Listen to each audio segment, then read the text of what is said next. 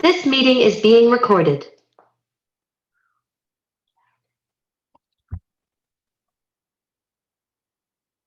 Alrighty, good evening, everyone. Thanks so much for being with us tonight.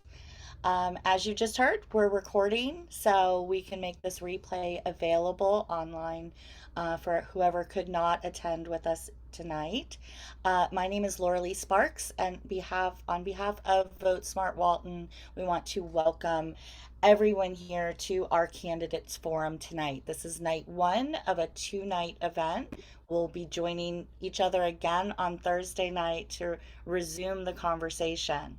Our sponsors for this evening's forum are the South Walton Community Council and the Defuniak Springs Business and Professional Association. This evening, we're honored to have the following candidates participate in our forum. For District Board of County Commissioners for District 4, candidates Donna Johns, Charles Chaz Galloway, and David Buchanan. Our questions have been developed with the community's input by a committee of Vote Smart Walton. Each candidate will have up to 2 minutes to answer each question posed to them. You are not required to take that much time, but you may if you need it. When there is 15 seconds left in your allotted time, you will hear this sound.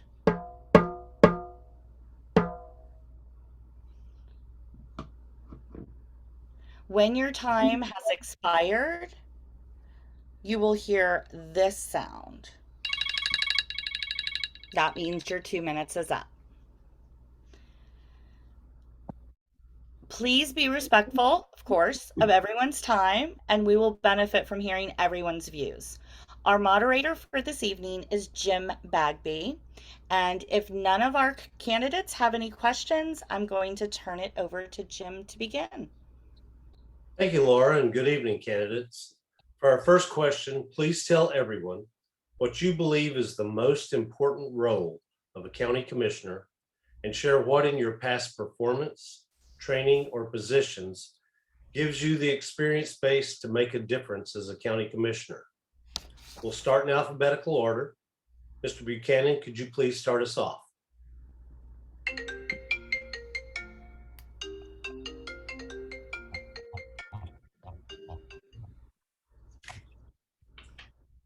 Mr. Buchanan? Probably need to unmute. I apologize. There we go. Okay. Yeah, sorry about that. You gave a list of the things that you wanted, or you want? I can just introduce myself. You don't need to give another list again. Anyway, my name is Dave Buchanan. I believe that the number one thing that we really should be looking for in candidates, the first and foremost, is character. I believe we need leaders who are willing to be the example and not the exception to the rule. I believe that too often we see leaders that they want to tell everybody else what to do, but then they want to exclude themselves from those same responsibilities. And so that's why I feel the number one thing that we need to look at in a candidate is character. With that being said, there are a lot of issues that face Walton County, whether it's development, whether it's infrastructure, whether it's customary use. And I believe that I'm the one that is probably the most skill-setted to deal with those. I've got a background in construction. I've got my CGC, which is a state certified general contractor's license, which is, I believe, one of the hardest licenses, if not the hardest license to get in Florida. I've got minors in business. I've got my BA in justice, which gives me an understanding of law and how to interpret that. And I really believe that with my qualifications, that along with being able to successfully run and manage multiple companies at the same time and manage other people's money in the tune of $1 million pluses, where I'm able to account for every penny of it, where I'm not getting caught up in credit card stuff, I believe it makes me the candidate for Walton County. Thank you. Thank you. Mr. Galloway, you're next. All right, thank you, Jim. First off, thank you to Vote Smart Walton. This is really great. Thanks to the other candidates. Really glad we are doing this, this in-person stuff, and it really promotes, we as a community, we need to keep doing this every election cycle. This is really a great thing. What I think, we need to be looking for in a commissioner, and what I think makes a good commissioner is, for one that's willing to work with all the commissioners, work to get things done and to never bring personal or political issues into decisions that affect the lives of so many of our citizens. I think you need a commissioner, who makes himself extremely accessible to any citizen that wishes to speak with them. I think you need a commissioner who spends less time talking and more time listening. I think that's very important. I think you need someone who's not necessarily an expert on every single issue, but is willing to talk to the experts on every single issue and make the best decision for all the citizens. And I think you need a commissioner who is not focused on the, maybe the past mistakes by their predecessors, and focus on what they can do today to ensure a better future for all of Walton County. And also one that is independent and is not going to be influenced by, special interest groups or things like that, that is truly independent and speaks for the citizens. And I think I'm the best candidate who lives up to all of those. Thank you. Thank you, Mr. Galloway. Ms. Johns. Hi, and thank you very much. I appreciate the opportunity. I appreciate SWCC and Vote Smart Walton to put this on for us to be able to share our thoughts with you. First of all, I think a commissioner should be someone that actually listens to the community and finds out what it is that the community needs and wants. And I think listening is very important, and hear what people have to say. I've learned a lot over the past, few years, but specifically over the past few months, talking to people from all areas, and that their needs and wants and desires. And I think that we need to take that into consideration first and foremost. I also believe that we need to take into consideration the safety of our citizens, and that we need to follow through and actually establish our rules and enforce them, and keep this area beautiful for everyone involved. And I believe that what makes me a good candidate for this and would make me a good commissioner is that I am retired Air Force. I have spent half of my career as an administrator in the military. I spent the second half as a special agent in the military. I've been a small business owner in Walton County for 20 plus years. I've lived in Miramar Beach for 20 years. I see what's going on. I know what's going on. I hear the people talk. I live it myself. And so I believe that and the fact that I am currently a commissioner for South Walton mosquito control, and I think I've proven myself in that field in the year and a half that I've been in that area, and I absolutely love it. I think we've done a lot. Thank you. Thank you, Ms. Johns. We'll stay with you to start off on question number 2. Okay. Can you give us an example of a recent development or project that was approved by the county that you would have opposed, or a development or project that was disapproved by the county that you would have supported? And could you please share why you would have opposed or supported the project you choose? Well, yes, there was one today that was approved, apartments at the east end of town that I would not have approved. But recently, I fought to disallow they wanted 2 drive-through restaurants at an extremely crucial part of Highway 98, which is sandwiched between a couple of lights that is a terrible bottleneck area, and actually one of the #1 areas in Walton County, South Walton County at least, for accidents. And they wanted to put 2 drive-through restaurants side by side. And that to me would be a terrible mistake. It would be a safety issue, because not only would the neighborhood next to that does not have a light to get in and out, and the neighborhood prior to that, you would have a lot of traffic on Highway 98 turning in and with no turn lanes. And it just seems to me that that would just be a total mistake. And they wanted a variance. However, they could have put just about anything else on that property without needing a variance. But they wanted a variance because they wanted these 2 drive-throughs. And I just didn't think that it was the right thing for the county. Thank you very much. Mr. Buchanan. Yes, well, actually, this is one of the ones where I think it's good for all the viewers to see the difference between the candidates. I personally was very much in favor of the approval from today, the development for the apartment complex, which will provide attainable housing for low-income people. And I know that not all my opponents are worried about low income and people that, you know, can't, that are struggling to find a place to live, but I believe that that is one of the things that we as a, you know, as the commissioners really need to take into account. That was actually one of the things that I was very proud of the commissioners for doing. They looked at it, they realized that this is what's best for the community, and they went and they voted for it. As far as stuff that I disagree with on them, I don't have any that I'd really like to bring up at the moment, but I would like to say that, you know, as far as the drive-through, the one up there in Miramar Beach was one that it was, they also did the right thing there, where they voted against putting in the 2 drive-throughs. And so, you know, you kind of led the question. It was a little biased. It was stating that, you know, there's something wrong with the commission. And they do make their mistakes, but, you know, they also make good decisions as well. And I think both of those were good decisions by the commission. Okay, Mr. Galloway, can you wrap up this question for us? Sure, absolutely. Projects that I would not approve, you know, if it's a project that does not follow the land development code, obviously that would be something that I would not be in favor of approving, you know. However, if a developer is following the law and it follows the land development code, you know, you don't really have a whole lot of rational jurisdiction to not approve something like that. Obviously, we always want to develop sustainably, you know. Unsustainable development is always something that we are concerned about in this county.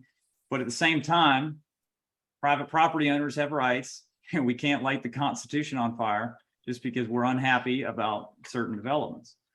You know, Chapter 125 of the Florida statutes establishes very clearly the specific duties of the county commission, and it's adopting ordinances and resolutions which establish policies and programs to protect the health, safety, and general welfare of the citizens of the county.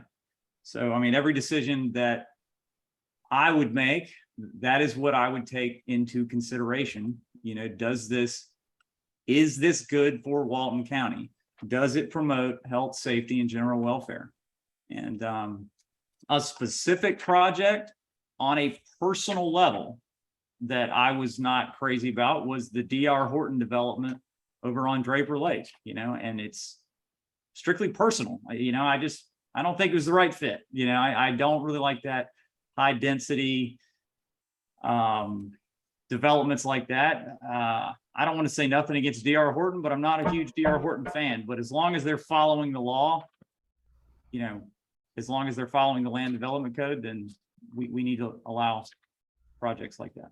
We have. Thank you, Mr. Galloway. We're going to stick with you for question number 3, and that was a great segue into question number 3, which is, what are some of the considerations you would use in granting variances for development projects?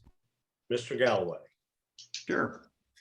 Well, for one, it would depend on the variance, as always. I would use common sense. I would ask myself, is this reasonable? You know, I would also look at past precedent. Is there an example where something similar was given a variance? You know, we have to have a variance process, just like you have to have an appeals process in the justice system. You know, but the bottom line is always have empathy for both sides. Listen to the experts. If you're not an expert, a county commissioner does not have to be an expert on everything. They just have to have, good morals, good common sense, and look out for the best interest of the citizens of the county. Once again, I would look out, does it promote the health, safety, and general welfare of the citizens? And that's how I would make a decision. I would obviously look at the environmental, concerns as far as passing a variance or not passing a variance or not passing, giving a permit or letting a project go through. You have to consider the legal considerations. Sadly, you have to think about whether or not we're going to get sued or not, because it's not in the best interest of the citizens. Even if we don't like it, it's not in the best interest of the citizens and the taxpayers' money if we're going to, be having to deal with all kinds of lawsuits and things like that. So that is what I would consider. Thank you. Thank you very much. Ms. Johns.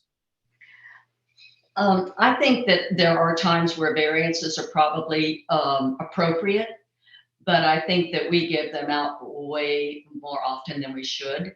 I think that just because somebody wants a variance because they want one doesn't necessarily mean they should have one.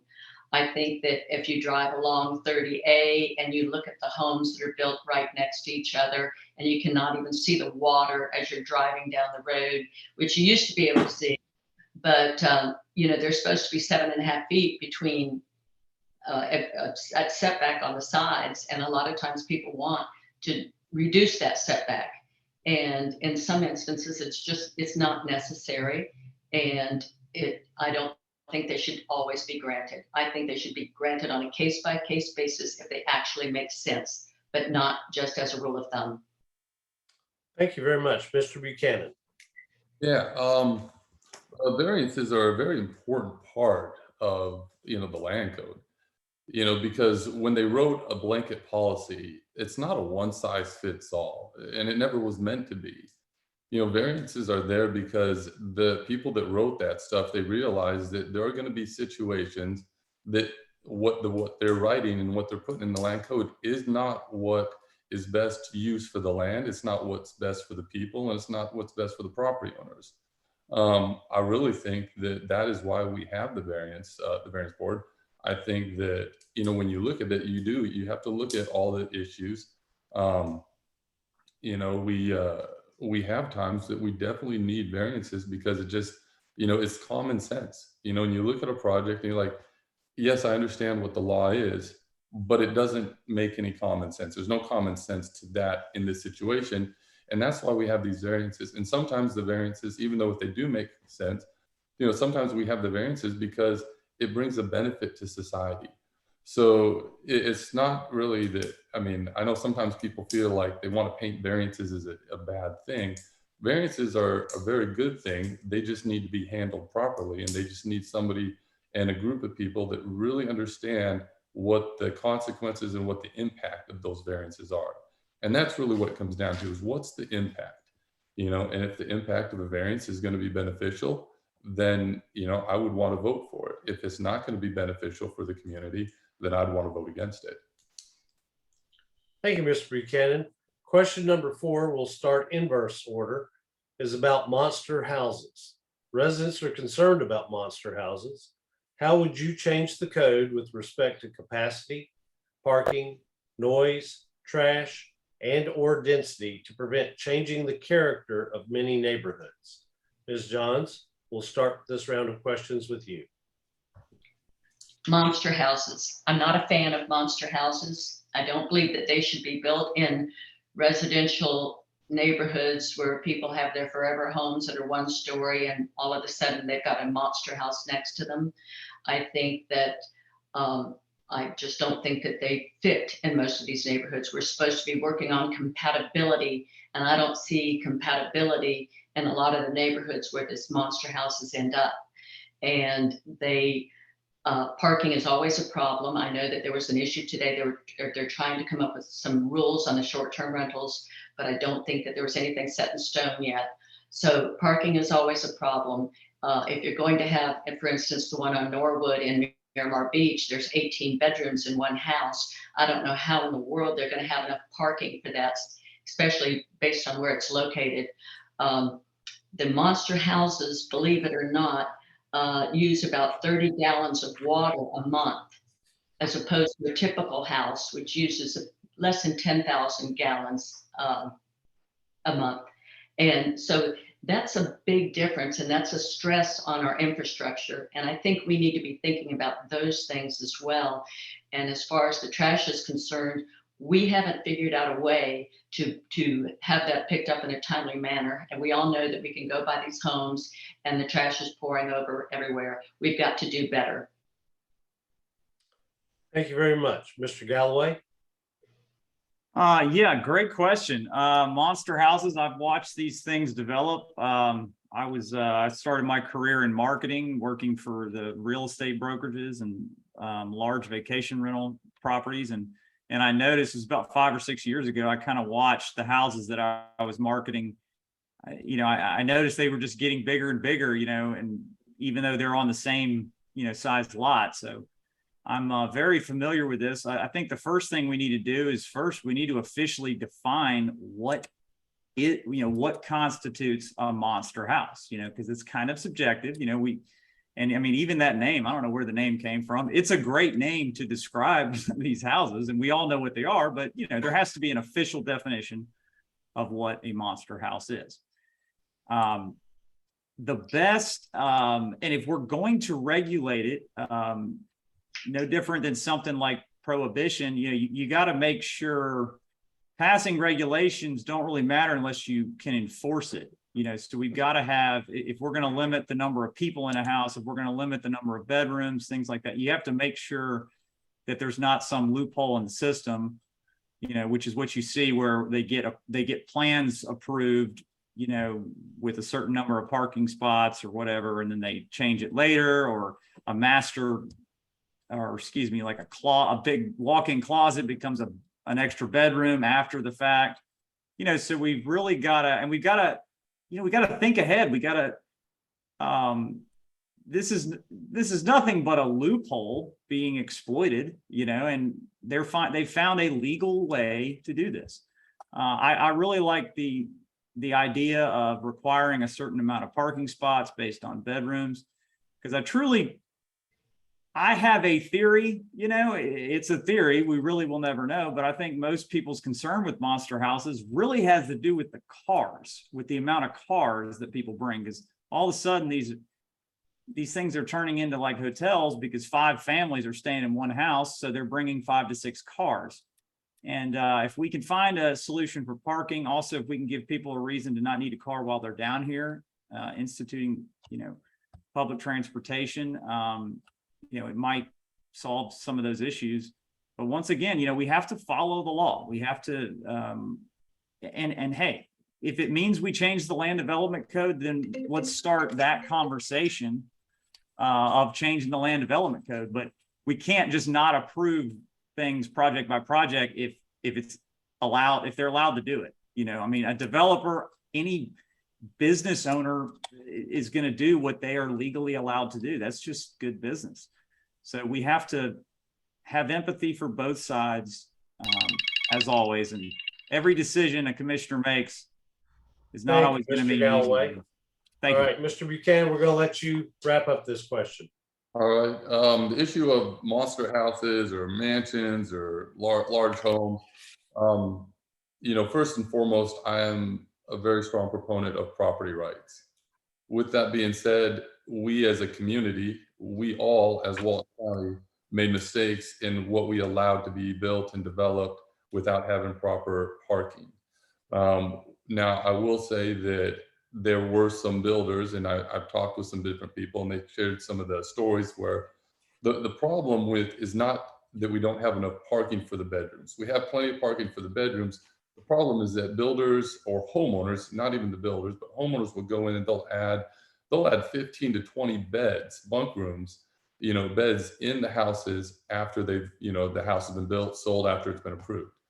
I would actually be more in favor of having a yearly, all of the short-term rentals, these houses have them yearly certified, where you have a number, a person goes in, they actually certify how many beds are in that.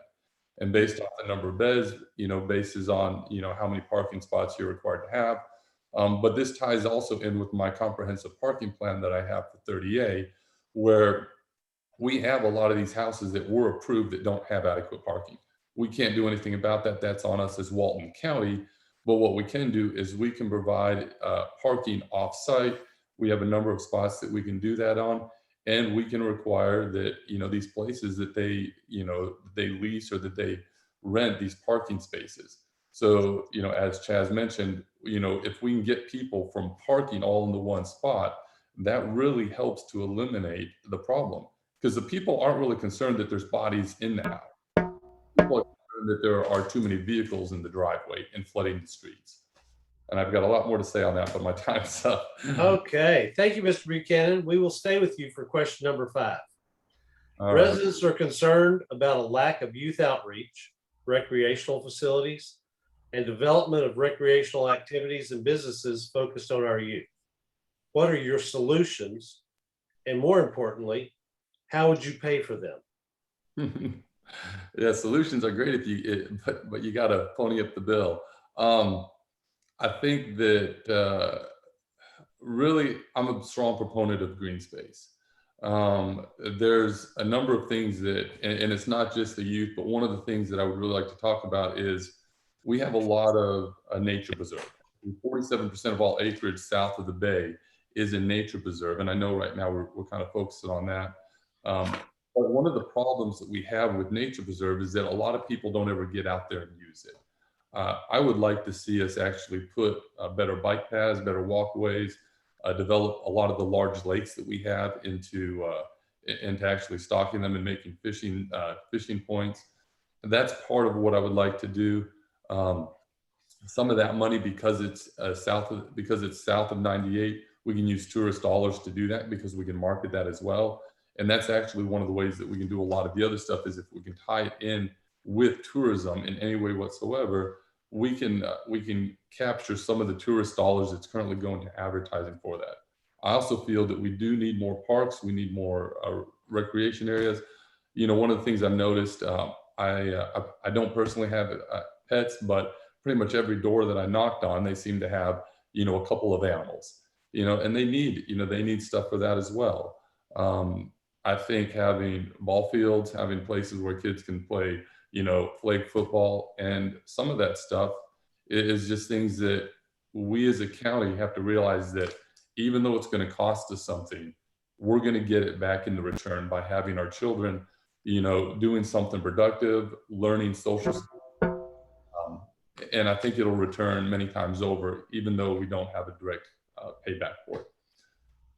Thank you. Ms. Johns? The lack of the youth outreach, I agree. Everywhere in this county, I'm hearing that there's just not enough things for the kids to do. And I think that we need to be better at that. And I think that some of the things that they're looking for in the north part of the county, they're looking for bowling alleys, theaters, skating rinks, things like that. And I think that one of the ways that we can make that happen, I realize that's not a county function to start that, but the county could look for some land and offer the land to a developer for maybe a reduced rate to get it started, so we can have the beginning of some things for the kids to do. And once one gets built, another gets built, and then maybe we'll bring a lot more people and a lot more activities to the area. And I think that in the south end, we could use an Olympic-sized swimming pool, because I think we need one for our lifeguards to train, and for our senior citizens as well as for our kids. It's something for everybody. I think that we need some more community centers as well, where people can get together and do different things of all ages. Thank you very much. Mr. Galloway? All right, yeah, great answers from both David and Donna. You know, we're all three, sounds like we're in agreement with all this. What I would like to add is, you know, just to comment on something. We have a big drug problem in the North End, and that's, you need to look at that angle too. You know, at it really, that is the, you know, the result of not having these kinds of programs. And you know, always, you want to listen to the experts, you want to talk to the parents and the teachers and things like that. You also want to look for case studies. The best thing about county government, local government is, you know, if you know how to do research, you can usually always find a situation, a similar area, similar county, similar town in the state, nationwide, that had the exact same problem. And then, you know, figure out what they did to solve the problems. And, you know, you don't have to reinvent the wheel. But also, you know, I really want us to see in this county, especially in Freeport and Defuniak, us to have more of a normal economy. You know, our economy now is based on basically real estate, vacation rental, tourism and hospitality, and construction, you know, these are all, I mean, that's all we've got basically. And so many of the jobs are dependent on that. And especially with Freeport and Defuniak, we need to strive to, you know, turn it into more of a normal economy, things that aren't so dependent on market conditions, because I think that makes us very vulnerable. And that means infrastructure, you know, like private companies create good jobs, you know, and you have to be able to attract companies here to be able to provide those kinds of jobs. So we got to give them infrastructure. We got to give them something to work with. Thank you. Okay, thank you, Mr. Galloway. We will stay with you for our next question. Do you have a plan to restore Choctawhatchee Bay to its pristine nature where oysters and fish can flourish? If so, how will you convince people all over the county to pay for your plan? Well, Choctawhatchee Bay definitely need some TLC. And, you know, this is really a tragedy to see that, you know, there have been some, you know, almost an environmental catastrophe, and basically a man-made environmental catastrophe. And, you know, but we have to try and get in front of it. I'm going to say this a lot, you know, talk with the experts, talk to the people who know how to fix things like this, you know, look for other case studies, you know, of how you can improve things like that, and look for state grants as far as how to pay for it. Look for state grants, look for federal grants, talk with the environmental agencies, you know, and as a commissioner, become an expert on, you know, what is causing the pollution of Choctaw Bay, you know. We got what, and understand how, you know, drainage from the roads contributes to that, you know, understand about, you know, what happens when you develop wetlands. You know, the water has to go somewhere. And, you know, if it's going into the bay, it's going to have a very detrimental environmental effect. You know, you have to understand septic tanks and how they contribute to pollution of the bay. Also, you got to understand the canals, all those little canals. You got to clean those things up first if you want to clean up the bay, because that's where a lot of the pollution originates. Yeah, thank you. Thank you, Mr. Buchanan. Yes, I love that question because that's something that I really care about. I would love to see our bay get back to the way that it was. After doing some research, looking at it, having some of the ideas, my plan that I have is really, it's a couple part plan. The first part of it is oyster beds. Oysters, they can clean 50 gallons of water, purify 50 gallons of water a day. It's something that I've done some research on. It's something that I know that a few other people in the county have been doing some research on. And it's one of the things that I would really like to put, because we could go out there and we could put these oyster beds out there and we could start self-filtering the bay. Now that's not going to solve the whole problem, because we got to look at where the water runoff or where the pollution is coming from, like Chaz kind of mentioned it. So some of the places that we're getting that water, the damage is coming from, we've got number one, the biggest contributor is actually coming down the river, and it's coming from our neighbors to the north in Alabama. So we have to be able to develop relationships with our, you know, the counties just north of us that are dealing where they've got the runoff coming. That's part of it. Part of it is I have a stormwater management facility plan that I would like to implement, and I would like to see it start to be used where we start dealing with stormwater in south of the bay specifically, like we do regular utilities, where we can take it, we can process that water, and then when we can send that back out, and we can do that. I've got different methods that I've looked at. Well, one specific that is actually very affordable, and we can process massive amounts of water, return it to the bay, and actually return it in a much cleaner state so that our stormwater and our runoff, and this also goes with the road work, can go back into the bay. So we're no longer dumping a lot of the pollutants in through our mosquito ditches.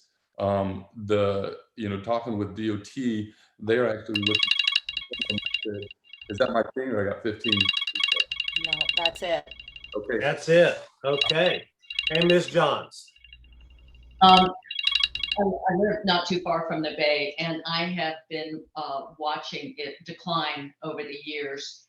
And I've personally seen ditches that dump directly into the bay, and there's a lot of there's not much being done to protect what goes from those ditches into the bay. And there are some that are put in there by homeowners that dump it into the bay. And I don't know that they even realize what's going on, but they're trying to get rid of their stormwater.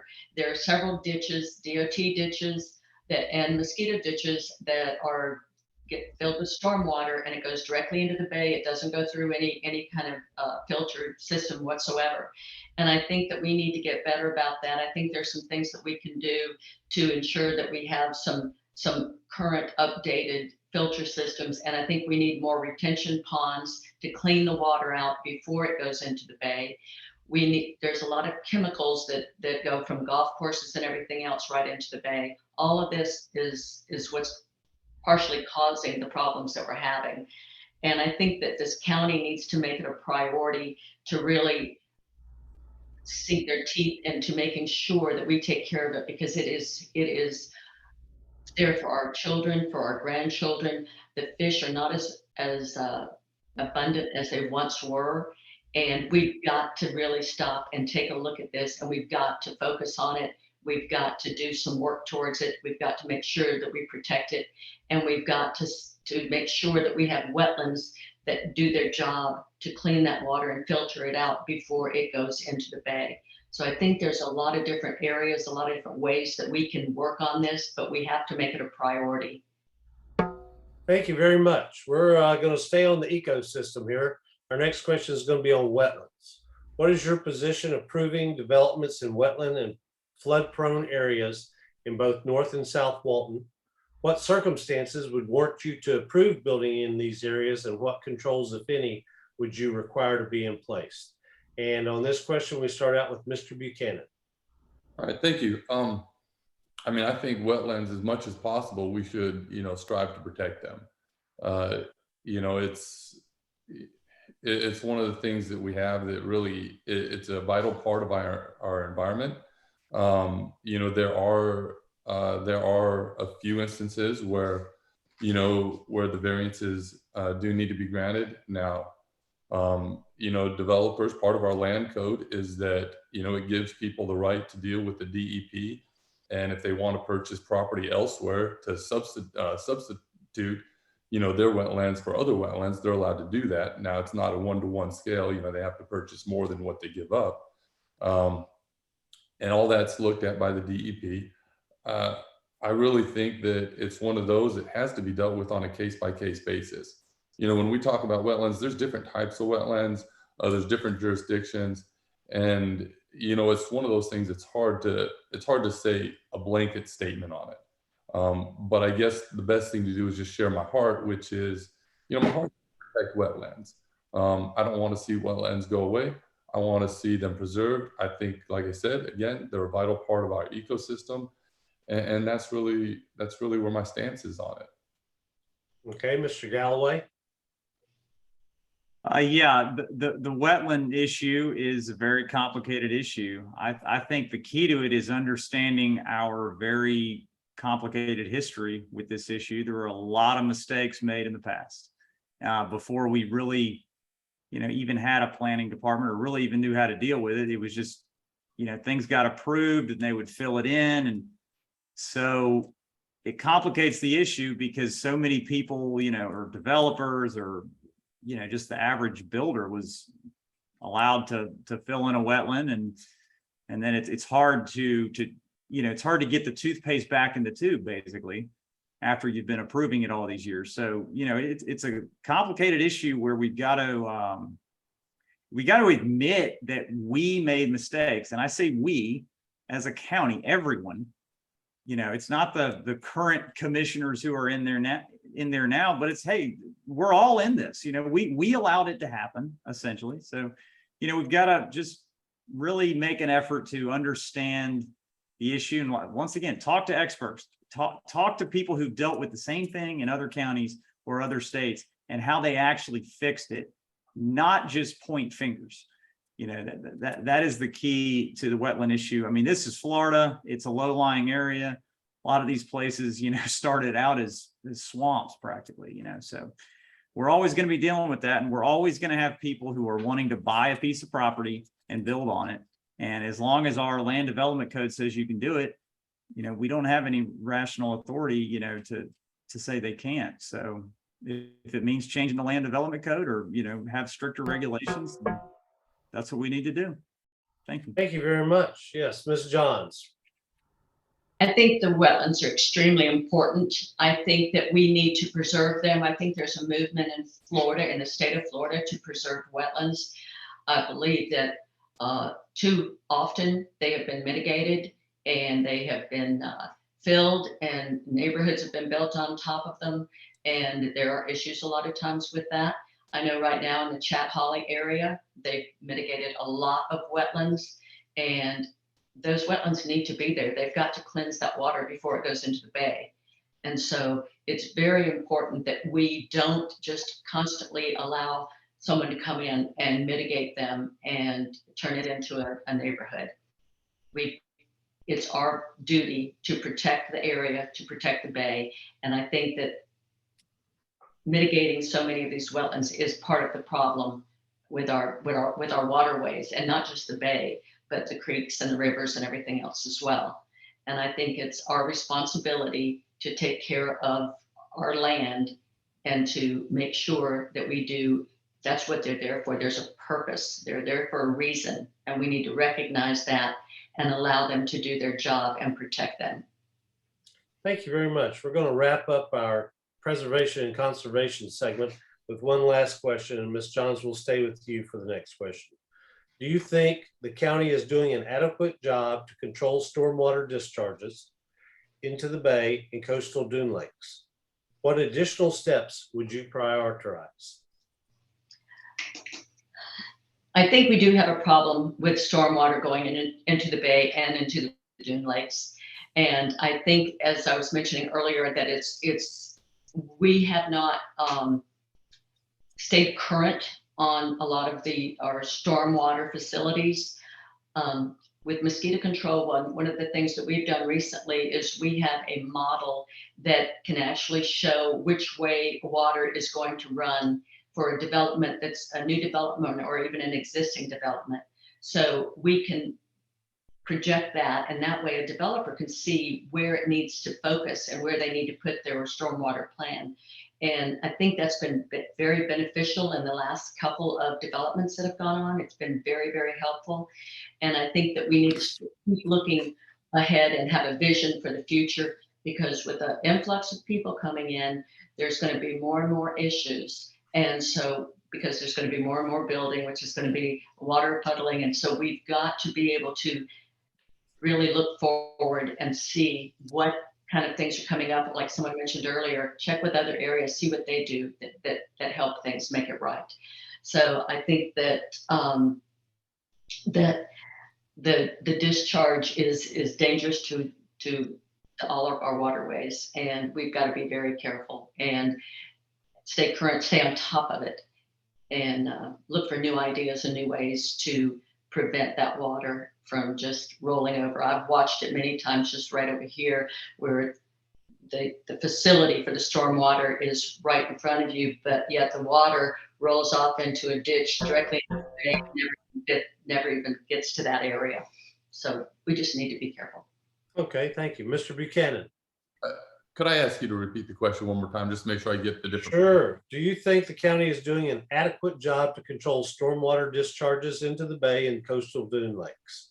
What additional steps would you prioritize? As far as adequate, I hate to criticize the locals until I'm actually, the local government until I'm actually there to see what, what can be done. I do believe that there are additional things definitely that we can do. I would love to see more stuff being done when dealing with our runoff.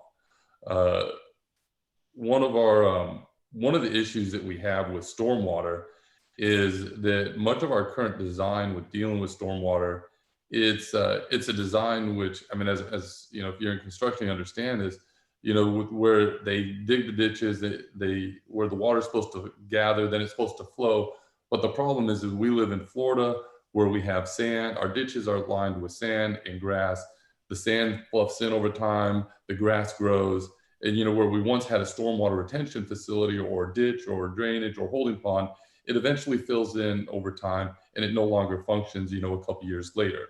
I live back in Driftwood Estates, back in McBayou. It's a prime example of that, where it's continually, failing because it's not, the design that the planning department asks for us to do as builders it's not a long-term permanent solution. Again, this is why I would really love to see us go to more of a stormwater management facility. I do believe that, we could also help by cleaning up some of the mosquito control ditches. We get a lot of stormwater runoff that goes through them and funnels a lot of the water into the bay. And I think that we need to do a better job of capturing our stormwater.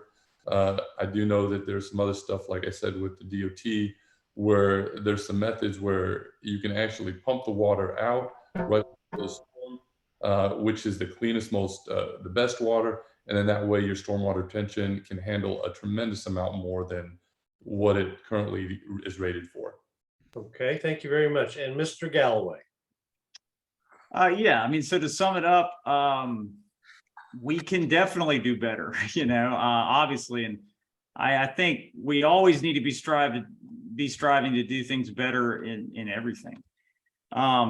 And as far as like the coastal dune lakes, I think we really owe it to the various citizen groups, who are we have a really passionate group of citizens who just love these dune lakes and cherish them so much. And I think if we hadn't had those all these years, we'd be in a lot, worse situation. So I think promoting community involvement as well. And what I love about the dune lakes, and I've been swimming in those things literally my entire life. What I love about those is, how unique they are. We're one of the only places in the world that has these things. So we need of all people to be experts on this. We need to be the experts on things like this, and talk to other experts who have done similar things, and beef up the comp plan, follow the comp plan, protect the outfalls, have the proper setbacks, as far as construction, and, pay attention to septic tanks, and just everybody mainly just take pride in our dune lakes and our environment, and realize that, that's our golden ticket, what we have here, the beach, the bay, the wetlands, even in the north end of the county. I mean, Walton County is such an amazing ecosystem, and it's so diverse, and we just need to always be protecting it. Thank you. Okay, thanks, Mr. Galloway. We're going to stay with you for the next question. We're going to get off the ecosystem for a while and get into everybody's favorite topic, code enforcement.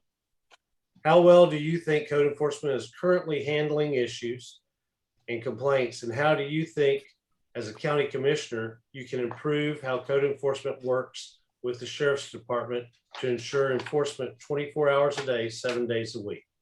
Mr. Galloway. The one thing that I would love to see code enforcement, this would be a huge goal, is to see us move from being a reactive code enforcement to a proactive code enforcement. Now, when I say reactive versus proactive, currently, we're reactive, meaning code enforcement basically only responds when they get a complaint or something like that. Over time, I would love to see us transition to proactive, where they're actually out looking for violations, things like that. Now, you can't just say we're going to do that. It requires a bigger budget, requires training, requires more staff, things like that. And I think you know, what code enforcement needs a bigger budget for one, you know, I mean, that's usually the easiest way to start getting things solved with departments. If they need to take on more responsibility, then we need to find a way to get them a bigger budget.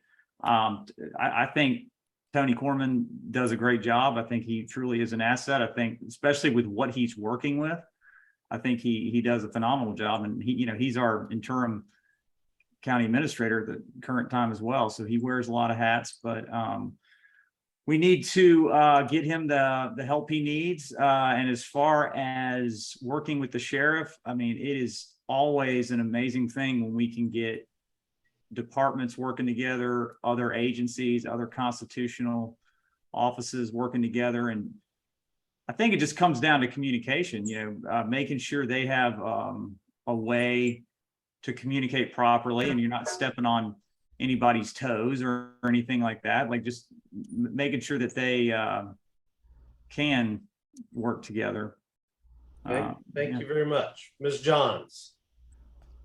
Well, code compliance, I believe, as was stated, it is reactive and not proactive. I think it should be proactive. I don't think you as a citizen should have to give your name and if you're going to complain about something that's really super obvious. And if the code compliance were to drive by and saw it themselves, they could take action. I don't think that puts citizens in a favorable light, and I think that that their job should be proactive. I believe that that job is such a big job, and it encompasses so much between the beach enforcement and the regular enforcement that that we need to have a full-time person, not someone. I think that having someone that's the head of that office also being the head of something as important as an interim county administrator is, I think we need to find somebody so each one of those jobs can have a full-time position. I think stretching too thin, you can't give anything 100%. And I think that just needs 100% given to that particular job. I think that I think sometimes it's a little slanted with code enforcement and some of the things that they stay on for maybe too long as far as certain events or people that are being examined. I just have a little bit of a problem with some of that. And I think that as far as with the sheriff's office, how they could work hand in hand is maybe they could relieve some of the sheriff's duties as far as when it comes to parking, or if it comes to things like trash on the beach. I think that the code enforcement can be a little stronger and ensure that people don't leave the trash on the beach. Okay, thank you very much. Mr. Buchanan. Yeah. I'm gonna wait for that to stop. All right. While I don't feel that code enforcement is doing a stellar job, matter of fact, I feel that on some cases it's poorly. Part of the reason that I feel that it's done poorly is that I feel like I feel like they pander to whoever, you know, is screaming the loudest. Now, one, we shouldn't have to scream to get, you know, code enforcement out there. It should simply be a phone call. I do feel that if you're going to call and complain about something, you should say, look, this is my name. You know, I had some people that were drag racing out in front of my house a couple of days ago. You know, I had no problem telling the sheriff office, you know, my name and who I was. You know, it's part of, you know, saying, look, I'm willing, here's my name, whoever who I am, I'm willing to say this is what's bothered me. As far as the code enforcement working with the sheriffs, I think we have to be very careful there because we do not want to become a nanny state. We don't want to be bringing the sheriffs in on everything. You know, every time somebody has, you know, something going on, they have trash on their property that's not supposed to be there. We don't need the sheriff showing up. It's a waste of resources. It can be humiliating to people that are, you know, struggling to take care of their properties. There are times where we definitely need the sheriffs though. And we need the sheriffs when there are situations of violations where they're infringing on other people's private property, and ability to enjoy and function. You know, there's times on the beach that we do need that, whether it's people getting drunk down there. There are times where if people are spilling over into the roadways, as we talked about the parking before, those are, we do need the sheriffs. But overall, I am not in favor of bringing the sheriffs in on every little thing. I'd rather let code enforcement handle it, and let them deal with the process and give people time to correct the issue. Okay, thank you very much. We're going to talk about balancing. Leadership, county commissioners have to balance and prioritize things. There's never enough resources. So tell us how you would balance quality of life for permanent residents versus economic growth generated by tourism. And we're going to start off with Ms. Johns. Okay. How to balance the quality of life for permanent residents and tourists. I think that one of the things we need to do is we need to realize that we do have locals that live here, and we do need to listen to them, and we do need to try to keep things safe for them. Right now, in the summer months, things escalate, obviously, and not only does it cause problems with the traffic that we all get to enjoy, but it's also, we have problems, I have problems with my internet or my phone. So I think that what we need to do is we need to start looking for the broadband and getting things set up and looking to the future again and realizing we've got a lot of people here. We need to take care of the locals as well as the tourists. We want to have a nice, beautiful place for people to come. We want it nice and beautiful for the people that live here.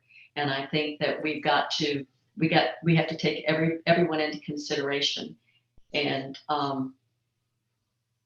we need to have the county workers, I believe, do a good job of keeping the area nice, and so that we can feel comfortable and happy and enjoy the beautiful place that we live.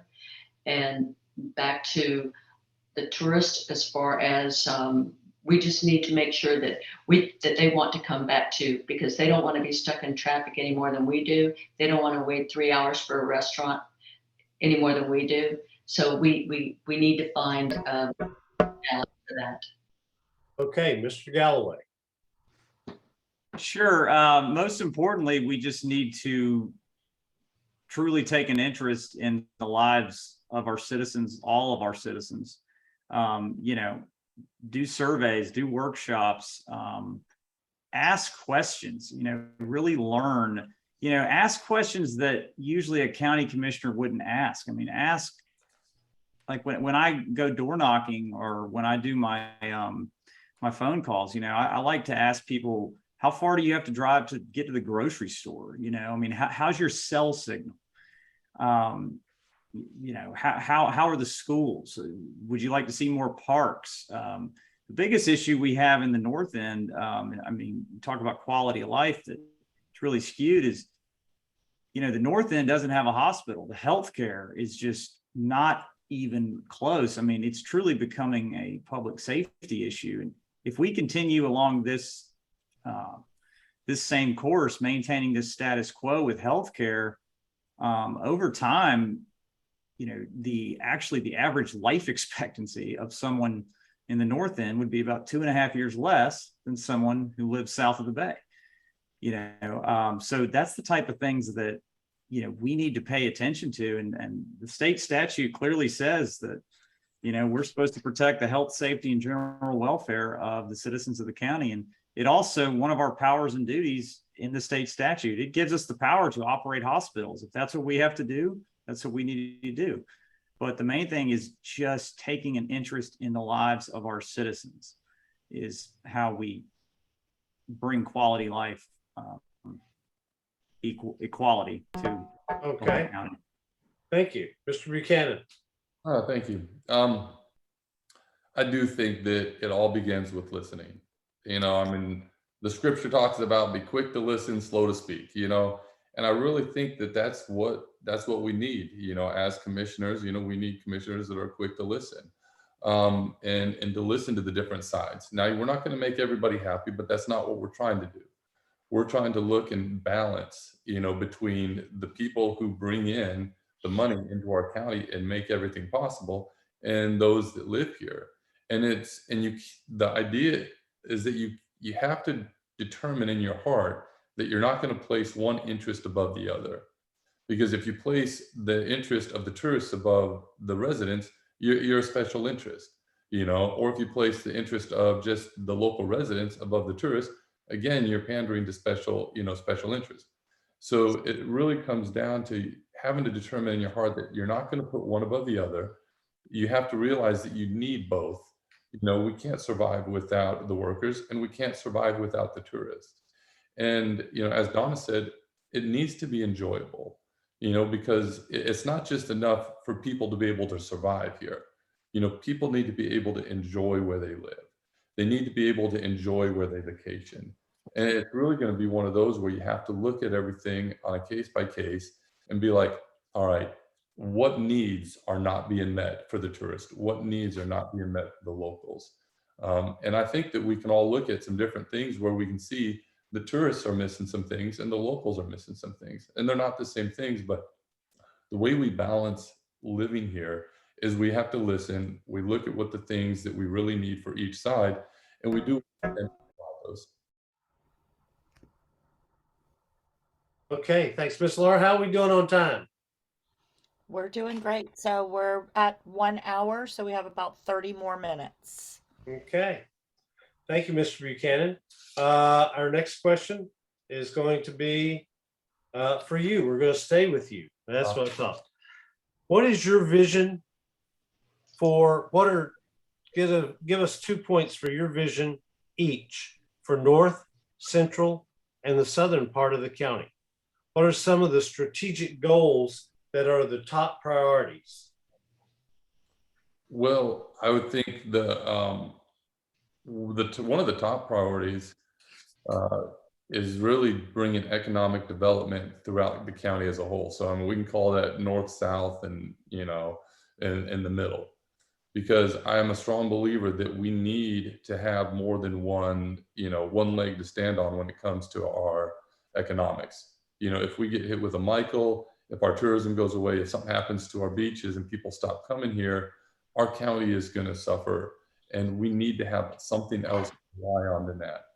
One of my goals, one of my visions, to actually help draw in businesses.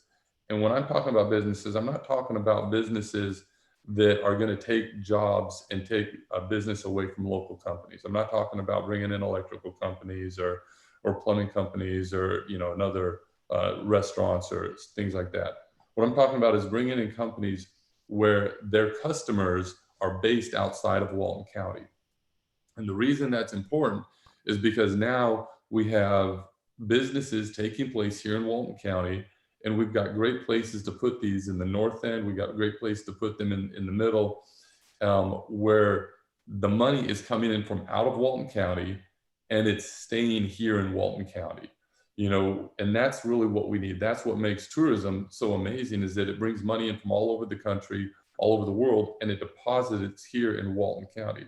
And that's one of the primary things that I really think that we do need to develop here, so that if things do get rough, if something does happen, we're not left in shambles.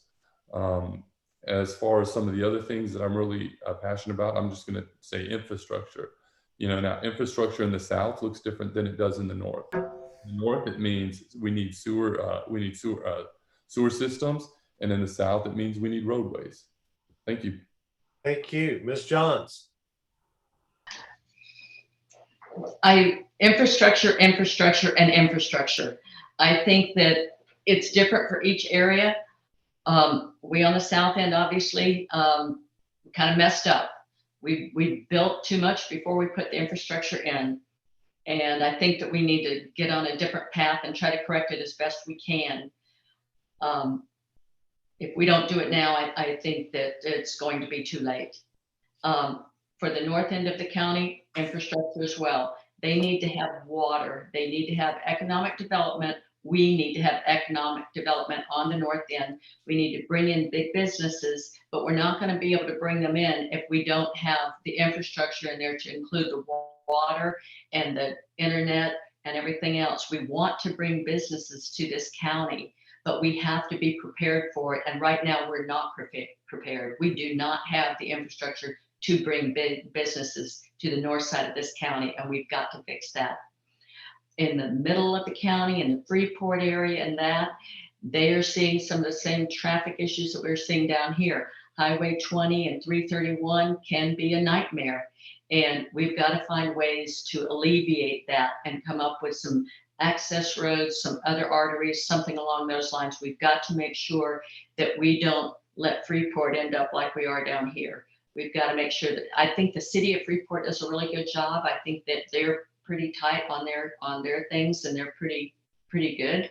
And but I think as far as the rest of the county and Freeport, we've got to prioritize these roads. I know they're talking about expanding Highway 20, but that could be 5 to 10 years down the road. We need to have a vision, and we need to start putting that in place and planning right now before it's too late. Thank you very much. Mr. Galloway, wrap it up for us on this. All right, I'm really glad you separated it from north, central, and south. You know, we don't talk about central. A lot of people don't realize that Defuniak Springs, if you look on the map, it's in the very center of the county. A lot of people think, you know, Defuniak is North Walton. So as far as North Walton, which I consider Paxton, Darlington, Gaskin, Glendale, Liberty, all up there, the first thing I want to give them is representation. You know, a lot of the concern up there is they feel they have a taxation without representation. And I've met some really great people up in the North End.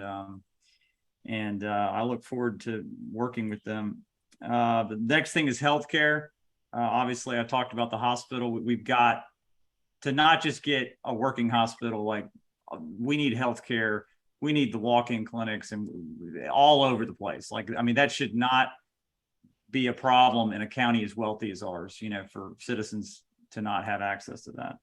And then also economic development. As far as central area, jobs, we got to work on the drug problem. We got too many kids getting addicted to drugs, you know, and that's something that, you know, commissioners need to find a creative way to help with that. You know, it's not something we usually focus on, but, you know, we need to. Also, I want to work on finding tourism opportunities up there. You know, I'd love to see the North Walton Sports Complex or something like that, something that could attract a different type of tourism, you know. And then for the South End, quality of life, infrastructure across the entire county, and sustainability in the South End. You know, we don't need to go too fast. We need to make sure we're doing this as far as tourism and development needs to be done in a sustainable way. Thanks. Thank you, Mr. Galloway. We're going to stick with you, and you're helping me lead into my questions here very well, because the next question is on drug and mental health issues facing our county. And one of the most successful counties in the state, we have a significant drug and mental health issue. How do you propose to bring more resources into our community? And are you aware of the statistics as they relate to crime-related mental health and addiction in our community?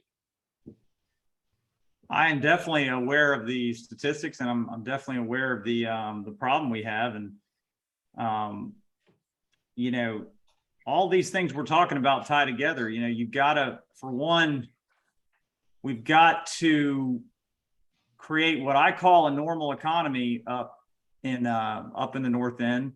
Because as Donna mentioned, you know, you need movie theaters, you need bowling alleys, you need things for kids to do other than go and do drugs in the parking lot. I mean, that really has a lot to do with it. Like, kids are they got to do something, you know, so you got to give them something to do. You also have to give them ambitions. You know, one of the things that bothers me about not having a hospital up there is think of all the potential doctors we have growing up in our community. Like, you know, our smart kids who could grow up to be a doctor, they don't have a hospital to drive by every day and say, one day I want to be working there. You know, so the future doctors, you know, of our area might be becoming drug addicts, you know, because there's nothing to shoot for. There's nothing to aim for, you know, so it's like you're either growing or you're dying as a town, as a community, you know, and we need to grow. Freeport needs to grow. Defuniak needs to grow. The North End needs to grow. We need to always be growing in a sustainable way. We don't want to be anti-growth. We don't want to say, oh, there's too many people here. We want it to stay exactly the same, because things never stay exactly the same. They're either going to be going up or going down. So as far as tackling the drug problem, we just have to, like I said, you got to give them something else to do. And obviously talk to the experts, talk to the teachers, understand the problem, understand where it's coming from, and just care. Above all, just care and keep fighting, and never, ever give up on that one, on that issue. Okay, thank you. Mr. Buchanan. Yes, I am aware that there is definitely been increase in drug use and crime. It's one of the things that, I hear a bit about. I've witnessed a bit of it, and it's happening on a level that we really should not see. I really think that the correct way to deal with that is, the government's not going to be able to step in and just by themselves fix this. We're not going to be able to put a program. But the great thing is, the beautiful thing is that there's successful programs out there right now, and there's these programs that the county can partner with, and we can help them, whether it's through funding, whether it's through other means. But there are some very successful programs to help people specifically with drug rehab, getting people off of drugs. Part of this comes back to, having things for the youth to do, having after school programs. A lot of this comes back to having healthy homes. One of the biggest problems, the reason that we have a lot of this is because we have a fatherless society. And, unless we're really willing to look at what the true cause of the issue is, we're never going to solve it. We can, help somebody get off of one drug, but unless we understand why they got on that drug to begin with. And typically these issues, they come from, people having lack of father figures in their lives. And that's really where I would start. I would start with programs that address that, programs that look at that provide for that. Big Brothers, Big Sisters is a good one to look at. And I really think that when we spend the time and the money, even if we don't, people always want to know, where's the money going to come from? It's going to pay us off in dividends in the long run, many times over. Thank you. Thank you. Ms. Johns. I think it's really a sad situation that we do have the problem we do with drugs, and it's not isolated to any one part of this county. It's all over this county. And if I'm not mistaken, there have been 21 overdoses this year alone, and that's heartbreaking. I think that some of this is not necessarily by choice. I think with fentanyl, that some of these kids don't realize what they're taking. I was talking to someone from a fire department in Liberty the other day, and one of the kids had gone to Panama City to get some drugs, and it was laced with fentanyl. And his friends left him in the backseat of the truck on I-10, and he didn't make it. And it's just extremely unfortunate what happens. I think education through the schools, it really teach these kids that fentanyl is dangerous. And if you think that you're taking just something that's mild, be careful. If you don't know where it's coming from, don't take it.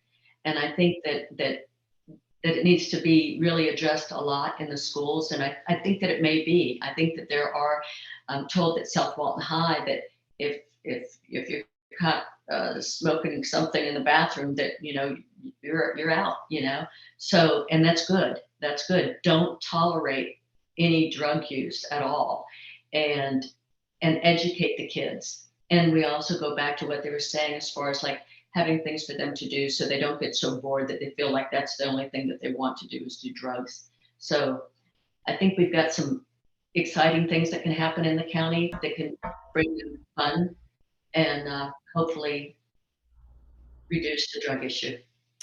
Okay, thank you. Now we're going to give you a non-controversial issue, softball. How will you vote if the customary use has to go to the state or federal appeals process? And what, if any, do you think the expenditure cap should be for the county regarding these lawsuits? And Mr. Buchanan, you're first up.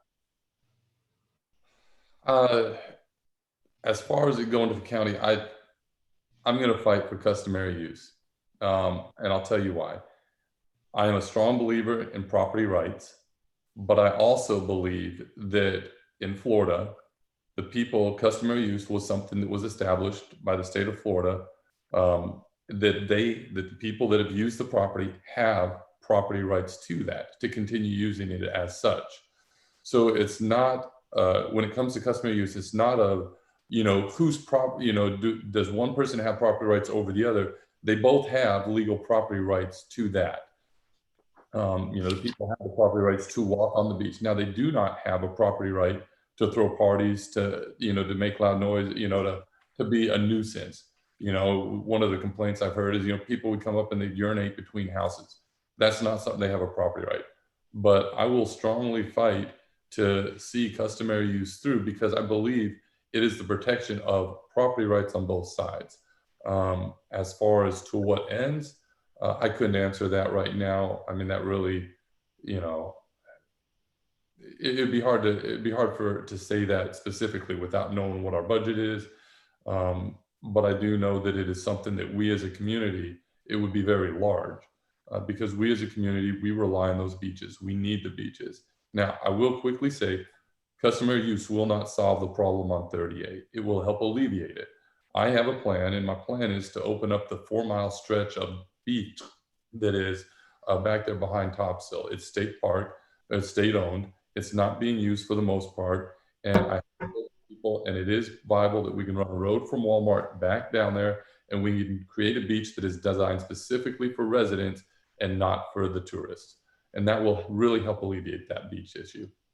Okay, thank you very much. Mr. Galloway. All right, so being born on 38, born in Grayton Beach, I've always supported customary use from the beginning. It's how I first got politically active, was during that struggle, and I always will support it. Some things are worth fighting for, and we'll always fight for this.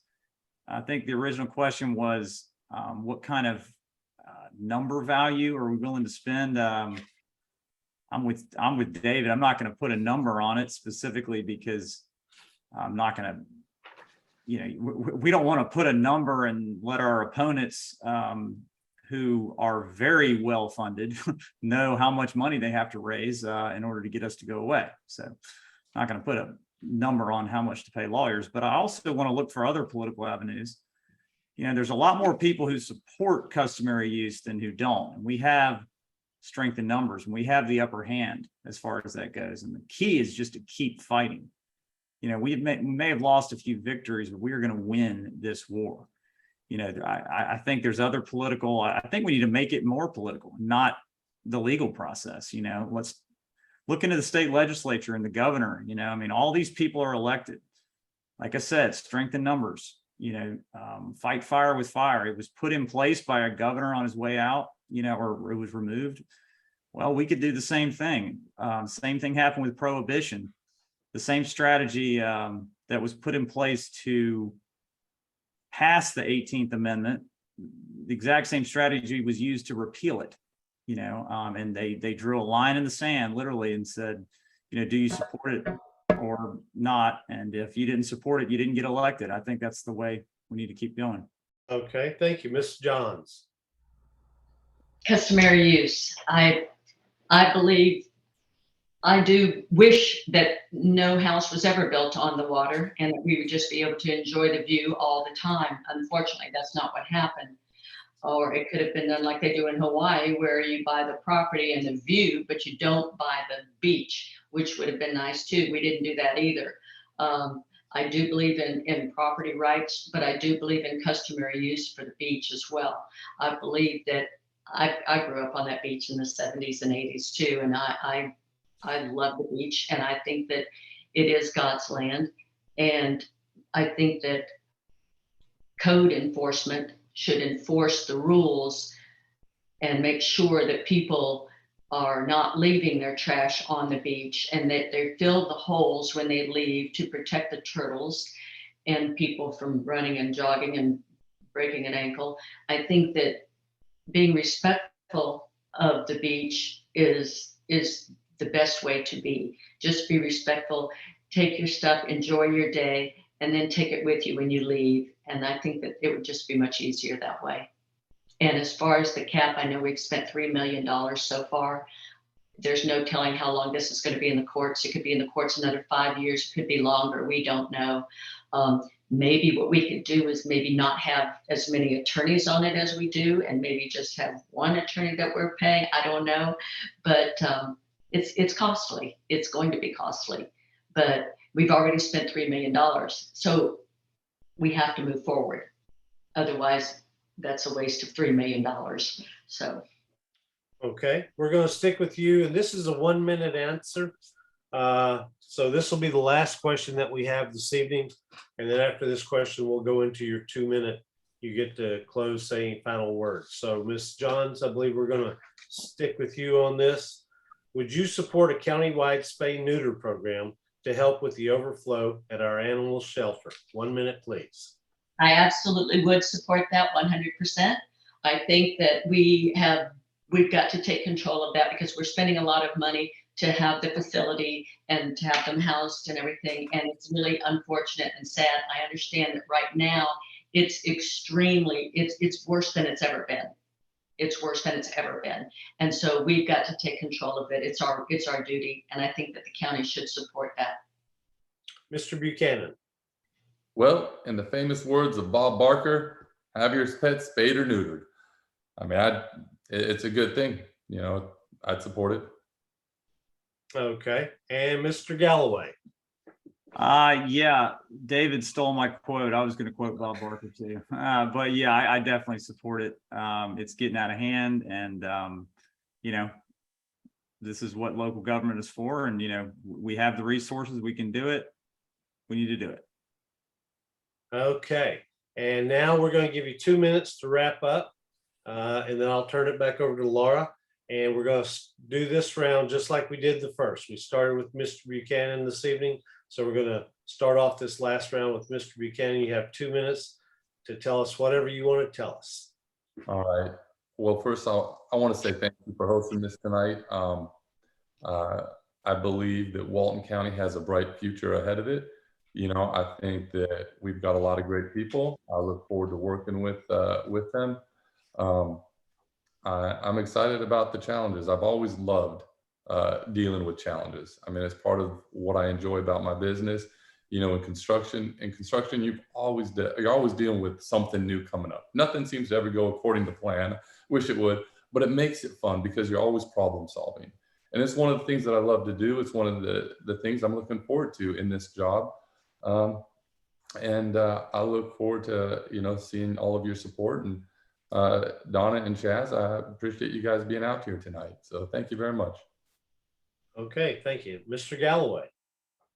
All right. Yeah, I also want to thank Vote Smart Walton. I want to thank Don and David. This has been really great. And, you know, it would truly be an honor to be chosen to represent the county where I was born and raised and be a part of its history.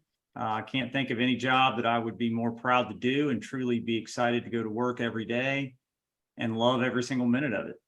I really think I was born to do this job, and I'm at a great stage of my life to commit the time needed to do it right. I think I'll be a great county commissioner, but also a very different county commissioner.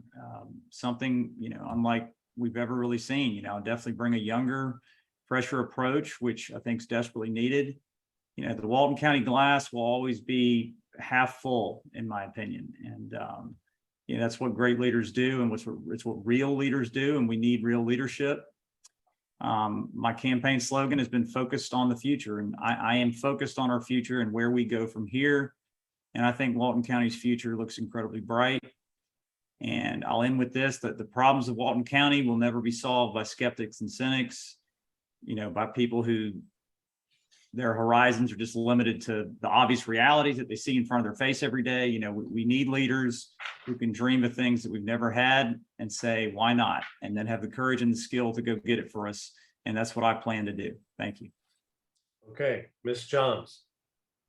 I would like to thank you, Jim and Laura and SWCC and all the citizens that sent in the questions. Thank you very much.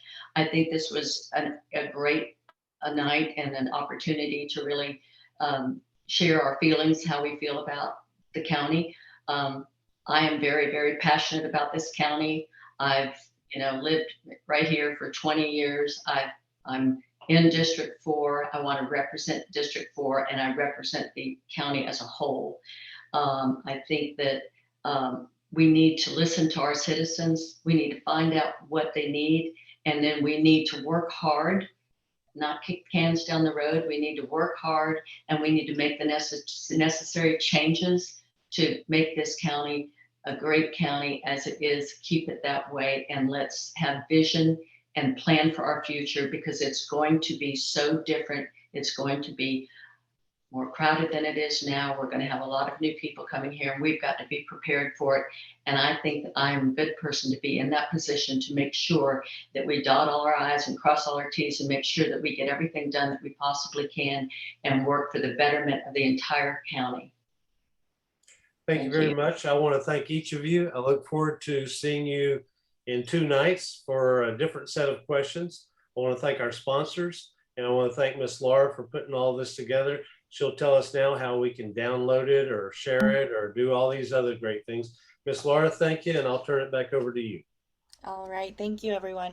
So we did record tonight, and we will be getting that uploaded to YouTube by tomorrow, and then we'll start sharing it by posting it onto the Vote Smart Walton page. We'll be sure to send the candidates an email when that goes live, so you'll have access to it and be able to share. And I just want to thank all 3 of you and you, Jim, for being here tonight. I think this was a great forum, and I'm really looking forward to seeing everybody Thursday night and continuing the discussion. All right. Thanks a lot. All right. Thank you, Have a and good great night, evening. everybody. Bye-bye. Yeah. Bye.